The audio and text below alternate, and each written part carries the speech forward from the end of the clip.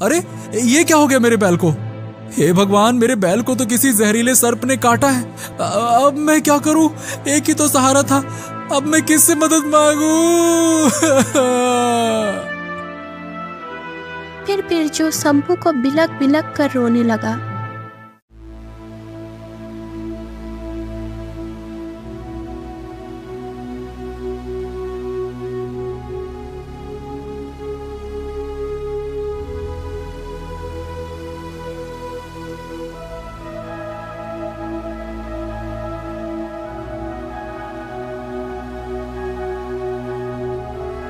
क्या हुआ बिरजू, तुम रो क्यों रहे हो?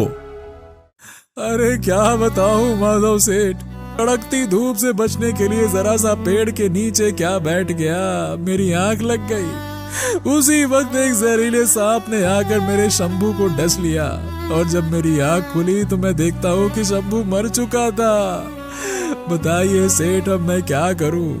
भगवान ने मुझसे मेरे जीने का सहारा ही छीन लिया। घबराओ मत बिरजू, घबराओ मत, शांत हो जाओ।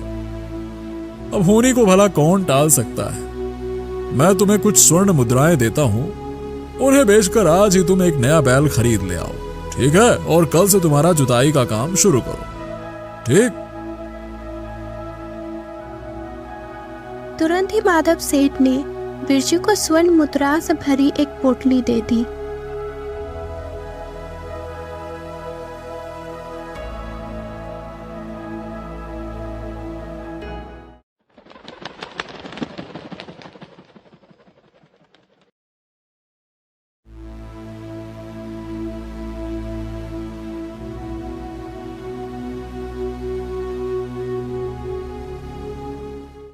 हाय हाय, मैं तो लुट गया, मैं तो मर गया। मैं क्या खाऊंगा और अपने बच्चों को क्या खिलाऊंगा?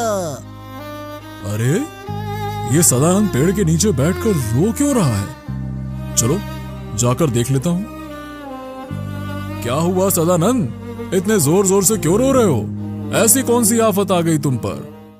अरे क्या बताऊं माधव सेठ, अरे परसों ही खेत में अनाज के बीज बो दिए थे, लेकिन आज आकर देखता हूँ तो सारे अनाज के बीज कबूतर और चिड़िया खा चुके हैं। अब दोबारा बीज बोने के लिए घर में बीज ही नहीं है और ना ही खरीदने के लिए पैसे, और अगर इस साल फसल नहीं हुई तो मेरा परिवार क्या खाएगा?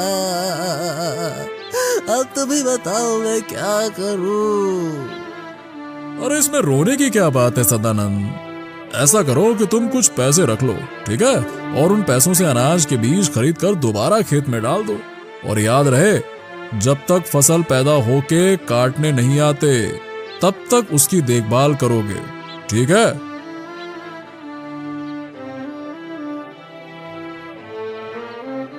हाँ माधव सेठ, आपका मैं ये ऋण कभी नहीं भूलूंगा।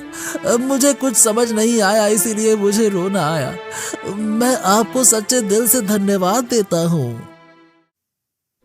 यह है माधव। गांव में लोग प्यार से उसे माधव सेठ कहते थे, क्योंकि उसका काम ही कुछ ऐसा था। जब भी कोई गरीब लाचार मुसीबत में होता तो वो अंदर से बहुत दुखी होता और पूरे दिल से अपने तरफ से उनकी मदद करता। हर वक्त इसी सोच में डूबा रहता कि वो गरीब दुखी लोगों की किस प्रकार मदद करे।